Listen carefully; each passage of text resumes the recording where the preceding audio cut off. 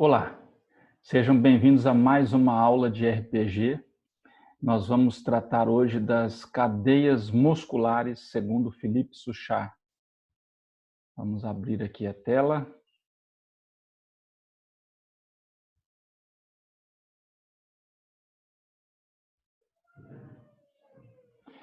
Muito bem, vamos falar sobre as cadeias musculares principais, as cadeias mestras, e continuar com a RPG.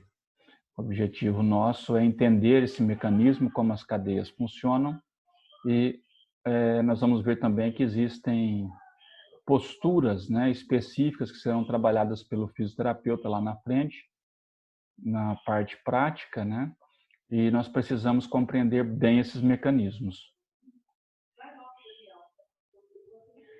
Então, o que precisamos saber? Que o criador do método da reeducação postural global, o Philippe Suchard, ele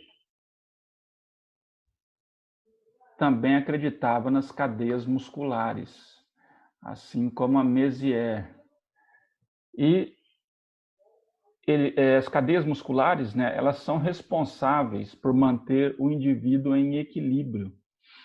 Então, nós temos o quê? Grupos musculares que atravessam várias articulações e a ação desses músculos que nós vimos, que são músculos estáticos, eles são responsáveis para manter o centro de gravidade do corpo. Então, a contração desses músculos estáticos, eles vão manter essa orientação para nós ficarmos na posição correta. E isso precisa de um trabalho em conjunto dessas cadeias, elas precisam estar preparadas e equilibradas para manter essa postura adequada. O desequilíbrio nós vimos que vão causar anomalias, alterações na postura. As cadeias, então, segundo Philippe Suchard, nós temos uma cadeia mestra posterior, que está no plano posterior, a cadeia mestra anterior, que está anterior ali à coluna vertebral, e segundo eles são 5 cadeias, a partir dessas principais aí, nós temos a posterior, a anterior medial do quadril, a anterior do braço, a anterior medial do ombro e a respiratória. Então, o fisioterapeuta, ele deve ser capaz de avaliar o paciente, perceber qual dessas cadeias que está encurtada e, a partir daí, então, direcionar a sua atuação. É um trabalho minucioso que requer uma boa anamnese, uma avaliação postural adequada, com um fio de prumo para ver o plano, se o paciente ele prevalece no plano anterior ou no plano posterior, e as alterações posturais que ele apresenta. Muitos desses pacientes aí apresentam hipercifose, hiperlordose, escoliose, alguns com discopatia, com osteoartrose, tendinites. Todos esses pacientes são tratados e requer a gente saber avaliar adequadamente e aplicar o alongamento nessas cadeias. Dá para alongar todas de uma vez? Não, não dá. É impossível você alongar todas as cadeias de uma vez só. Então, existem posturas que nós vamos ver, as famílias dessas posturas, elas vão trabalhar uma determinada cadeia e, a partir daí, o tratamento é realizado com a manutenção daquela postura por um longo período. Então, essas cadeias musculares, elas são constituídas por grupos musculares específicos. Não é um músculo só, são grupos musculares. A cadeia mestra anterior, nós temos aqui uma imagem mostrando, aqui nós vemos músculos na região do pescoço, na região do braço, do antebraço, na região anterior do ombro, Também aqui musculatura como o diafragma, e músculos também que suspendem aqui as vísceras, e a parte anterointerna, né, da coxa aqui. Também a parte anterior, né, nós vamos ver que o tibial anterior faz parte dessa cadeia também. Então vamos ver aqui um pouco da cadeia mestra anterior. Então a cadeia mestra anterior compreende o quê? Músculos anteriores do corpo, iniciando pelos músculos do pescoço. Então ali no pescoço nós temos esternocleidomastoide, né? O longo do pescoço e os escalenos. São músculos muito importantes. Passando aí pelo sistema suspensor do diafragma e das vísceras. Então, mais músculos aí que suspendem o diafragma, né, juntamente aí com as vísceras torácicas e abdominais aí. Os músculos da pelve e da coxa. Então, nós temos quem aí? Ilho-psoas, né, na pelve, adutores, que têm origem ali, nos adutores pubianos, né, porque eles têm origem no pubis, e na perna o tibial anterior. Então, esses são músculos que compõem a cadeia mestra anterior. E a cadeia mestra posterior? A cadeia mestra posterior ela está relacionada com a musculatura antigravitacional ou antigravitária. Então, nós temos aí músculos profundos da coluna e os músculos posteriores do membro inferior. Essa é a cadeia posterior. Quais músculos que fazem parte da cadeia mestra posterior? Ela inicia-se pelos músculos espinhais, passa pelos músculos da pelve ou pelve-trocantéricos, grande glúteo, músculos posteriores da coxa, então ali entram os isquiotibiais, né? E da perna, né? O poplíteo e tríceps sural, até os músculos plantares lá no pé, né? Então ela chega até o pé. Por isso que algumas patologias ou algumas afecções, né, são tratadas com RPG. Por exemplo, alterações no pé. Um pé cavo ou um pé varo é possível tratar com RPG, porque você conhece qual cadeia que ele faz parte, né? Então, nós temos aqui um problema de cadeia posterior.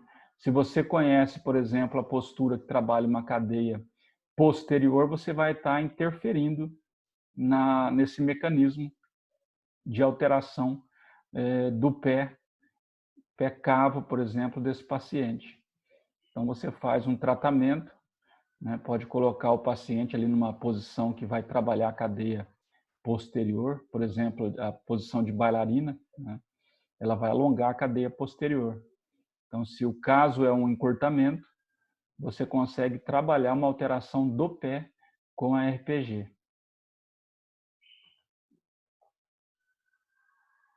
E a cadeia respiratória, ela envolve quais músculos aí? Então, o peitoral menor, o esternocleidomastoide também faz parte aí da musculatura respiratória acessória, os escalenos também, os intercostais, os músculos que ficam ali entre as costelas, né? Intercostais internos, intercostais externos, e o próprio diafragma, né? O músculo principal aí da nossa respiração. Então, às vezes, esses músculos podem estar encurtados, né? E requer aí um trabalho também respiratório. Por isso que nós falamos de liberação do diafragma, né? E a RPG ela sempre associa esse trabalho respiratório enquanto o paciente é colocado na posição para alongamento desses músculos estáticos. Então, ao mesmo tempo que ele está numa determinada posição para trabalhar uma cadeia de membros, por exemplo, da coluna, acompanha-se com movimentos respiratórios, né? Essa pessoa vai respirar adequadamente, né? Conforme a orientação do fisioterapeuta, e isso tem ação direta na cadeia respiratória. Pensa então para permitir o empilhamento estático, né? Para manter a coluna ali retinha, né? e a coordenação motora do corpo, né? Você tem o quê? Que dispor de músculos pluriarticulares. Esses músculos, eles têm que passar por várias articulações, né? Ou ter a sua origem, né, em uma determinada parte e a sua inserção à medida que ele passa por 2, 3, 4 articulações, como os músculos da coluna vertebral. E eles se sobrepõem. Você tem um músculo mais profundo, outro que está um pouco mais superficial a ele, né? E essa sobreposição dá a ideia aí de cadeias musculares. Você tem aí vários grupos, você não tem só um, né? Você tem vários músculos que se sobrepõem a eles, fazendo uma cadeia. Então, daí também vem aquela complexidade, né? Como não temos um músculo só, se o problema fosse exclusivamente de um músculo, você trataria dele e estaria tudo resolvido. Mas como são vários e eles são pluriarticulares, você tem que mexer em várias articulações, você tem que trabalhar com várias posturas aí para poder mexer com essas estruturas alongando, né? Porque a função foi prejudicada, eles estão encurtados, por exemplo, né? Alguns estão encurtados, outros estão em sofrimento, e a coluna, por exemplo, se alterou, e você vai ter que restabelecer esse equilíbrio. Como que você faz isso? Só trabalhando em cadeias, né? Devido a essa complexidade de músculos profundos, músculos superficiais, músculos pluriarticulares, e por aí vai. Por sua vez, a resistência fibroelástica, né? A resistência fibroelástica é aquela resistência que você encontra ao alongar o músculo. Então, o próprio tecido ele tem uma resistência elástica. Essa resistência aumenta, né, com a idade também, porque os tecidos colagenosos, né, fibrocartilaginosos, eles sofrem perda de água, né, e aumento das ligações cruzadas de colágeno. Isso torna o tecido mais rígido, né? E esses, no caso aqui, nós temos uma resistência fibroelástica devido ao encurtamento do músculo, né? E o tônus desses músculos da estática vão garantir a postura, né, antigravitacional, essa ereção antigravitacional. Então, esse é o papel desempenhado principalmente pela cadeia mestra posterior, né? Então, existe uma resistência fibroelástica, mas aqui nós estamos falando de uma resistência normal do tecido, né? Lembrando que ela vai aumentar com a idade. Por isso que é mais difícil você trabalhar com pacientes idosos, né, ou pacientes que já são adultos, mesmo adultos, porque você já tem uma alteração em nível estrutural, né? Então, crianças, adolescentes, você consegue ter uma menor resistência fibroelástica, você consegue trabalhar melhor essa musculatura, né? Você consegue acompanhar o crescimento dessa pessoa. Só que depois que a pessoa cresceu, a pessoa já tem patologias, né, estruturadas aí na coluna vertebral, por exemplo, nos membros também. Isso daí já vai ficar mais difícil, né, de a gente tratar.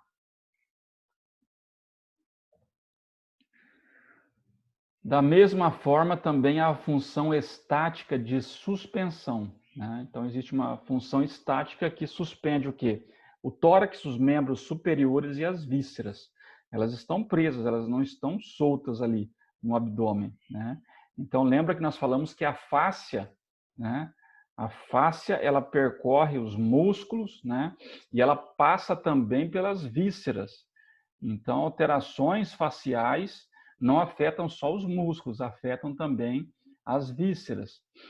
Então, temos aí tórax, membros superiores e vísceras suspensos. Então, elas estão estabilizadas ali. Elas dependem especialmente do que? Da cadeia mestra anterior. Então, todo esse conjunto de musculatura anterior afeta não só os próprios músculos, como também os órgãos, né, torácicos e abdominais.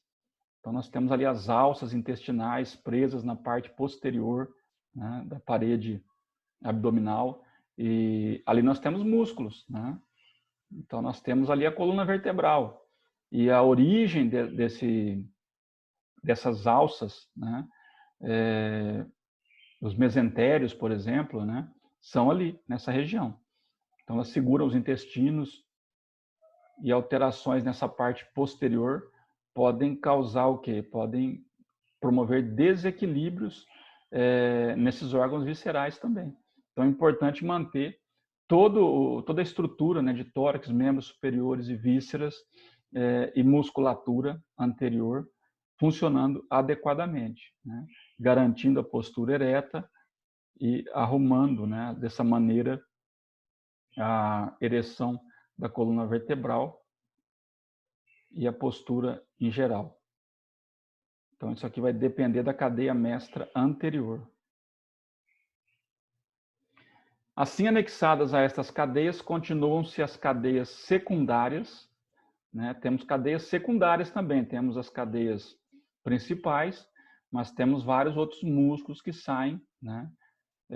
Estão anexos, né, a essas cadeias. E as tensões recíprocas de músculos estáticos vão garantir a manutenção correta das posições de nossos ossos e das articulações. Então, lembram que a tensão dos estáticos, né, que garantem aí a manutenção correta da posição dos ossos, das articulações, garantindo uma boa postura. Os músculos dinâmicos fásicos atuam pouco sobre a função estática. Músculos dinâmicos são mais para serem acionados de forma voluntária quando você vai executar o movimento, você então pensa, né, em fazer alguma coisa e ao mesmo tempo você acaba descuidando da sua postura, né? Você não está toda hora lembrando de ficar numa postura correta. Então, essa é a função dos estáticos, garantir a sua postura contra a gravidade, né? Lembra que eles são de natureza involuntária, né? Eles estão sempre agindo para manter a sua postura.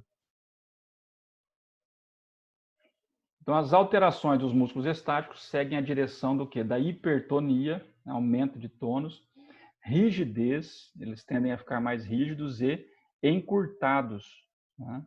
Então, na palpação, você percebe que os músculos estáticos tendem a essa direção.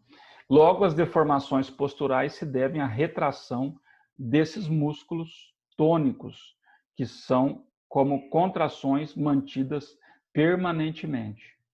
Os músculos tônicos, né, os músculos estáticos, são os que sofrem nas alterações posturais. E a RPG atua justamente equilibrando as tensões dos músculos estáticos ao alongar os músculos encurtados, expondo-os em suas cadeias, através das posturas. Então, para alongar as cadeias, é necessário colocar em posturas que vão trabalhar a cadeia como um todo, e não só um músculo.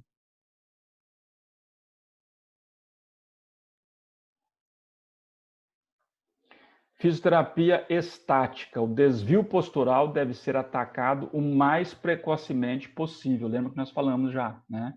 Então, quando a criança está crescendo, é uma hora ideal para você atuar, né? De preferência antes de transformar-se em encurtamento ou antes que o encurtamento seja muito acentuado, né? Então, nós temos uma coisa que aprendemos em osteopatia, né? É que a estrutura governa a função, né? E a função determina a estrutura. Lembrem sempre disso, né? A estrutura governa a função e a função determina a estrutura. O que quer dizer isso, né? Então, o posicionamento ósseo adequado, ele é muito importante. Só que esse posicionamento ósseo, ele só é obtido graças a um funcionamento adequado da musculatura. Só se os músculos estão funcionando perfeitamente é que essa estrutura vai ser mantida, né? Então, esse alinhamento ósseo vai governar a função. Uma vez que ele é mantido, ele governa bem os movimentos que vão ser realizados pelos músculos. Se ele está mal posicionado, né, se há uma estrutura óssea mal posicionada, atrapalha a função muscular. Esse músculo funciona, né, de forma inadequada, sobrecarregado, encurtado, como um músculo estático, né, começa a sofrer devido a uma alteração do posicionamento. E esse encurtamento do músculo prejudica ainda mais a estrutura. Vocês entenderam que há uma relação íntima entre a estrutura e a função. Então, há um prejuízo de músculo e de osso, vai começar uma deformação, uma deformidade no local. Começa a haver uma alteração no posicionamento ósseo e no funcionamento da musculatura. Isso daí vai levar, por exemplo, a um aumento de uma curva da coluna vertebral, né, que o exemplo mais importante no caso é a escoliose. Então, você aumenta uma curva, ou cria-se uma curva lateral, que não que já é patológico, né, não é normal você ter uma curvatura lateral, ou ela pode criar ainda, ou acentuar as curvas que já existem, no caso aí de uma hipercifose ou uma hiperlordose. Né? Posturamento. O corpo humano, como qualquer corpo articulado, submetido às leis da gravidade, para permanecer equilibrado, deve compensar qualquer desequilíbrio pelo desequilíbrio inverso, no mesmo plano e de mesmo valor. Então, essa aqui é uma lei muito importante que segue, né, à medida que você tem a atuação da lei da gravidade. Então, se há um desequilíbrio no seu corpo, o outro lado tem que desequilibrar inversamente para poder compensar. Então, se houve uma inclinação da coluna para a direita, é necessário o quê? Que ela se desequilibre para a esquerda, né? No mesmo plano e com o mesmo valor para poder corrigir, para poder se alinhar novamente. Então, inclinou para a direita com o valor e no mesmo plano. Vamos supor que ela sofreu uma inclinação, né, no plano coronal. Né? Então, o desequilíbrio tem que ser inverso. Inclinou para a direita, tem que inclinar para a esquerda. No mesmo plano coronal também, e com a mesma intensidade, né? Que foi criado o desequilíbrio para a direita, tem que ser criado esse desequilíbrio para a esquerda. Então, você vai ter que colocar o quê? Uma força, né? Uma posição que realinhe esse segmento. Se o ombro está mais baixo de um lado, é necessário fazer um realinhamento, né? Desequilibrando inversamente no mesmo plano. É isso que esse texto quer dizer. Na patologia do músculo estático, então na patologia do músculo tônico, né? Responsável pelo tônus, pela postura, toda deformidade é acompanhada por uma ou mais compensações. Então, sempre que você tem ali uma alteração patológica, ela vai ser acompanhada de compensações, vão ocorrer compensações com o objetivo de recolocar o centro de gravidade do corpo, né? De forma que sua projeção continue caindo dentro da área de sustentação do corpo. Então, se você tem uma linha aí, né, normalmente a linha da gravidade, né, você tem um centro de gravidade do seu corpo. Se ele está se deslocando muito para frente, é necessário o quê? Uma força que puxe você para trás, traga você de volta para o centro de gravidade. Então, esse encurtamento que puxou você para frente da musculatura anterior, por exemplo, vai ser compensado por quê? Por contrações da musculatura posterior, na tentativa de te levar para trás, buscando o centro de gravidade. O corpo busca esse centro de gravidade. Desvio postural. Em qualquer desvio postural, devemos procurar sua causa e qual a musculatura estática responsável por sua fixação. Aí vai dar avaliação, você vai ter que avaliar bem para saber, né? A causa e qual é essa musculatura que está envolvida. Mas também precisamos procurar a sua compensação ou compensações. Quem está compensando aquele desvio? E verificar se elas já estão fixadas. Se esse músculo está rígido da compensação, ele está rígido, né? Ele está mais tenso, ele está encurtado, né? Está com hipertonia. Se esse for o caso, é preciso eliminar a compensação antes de atacar a deformidade. Então, primeiro você trabalha essa compensação, depois você vai para a deformidade em si. Porque essa compensação também é causa de dor, né, muitas vezes. Então, ele está compensando, está sobrecarregando essa estrutura que está compensando, e o problema não é ali é apenas compensatório, né? O problema está mais em outro local. E para corrigir a deformidade, nós devemos impedir essas compensações, não deixar o corpo compensar. Então, aquela história, né? Inclinou para a direita, eu vou inclinar o máximo possível para a esquerda. Também não é assim, né? Você vai procurar o quê? Alinhar, né? Trabalhar em alinhamento, tracionar essa musculatura, restabelecer o equilíbrio normal dela.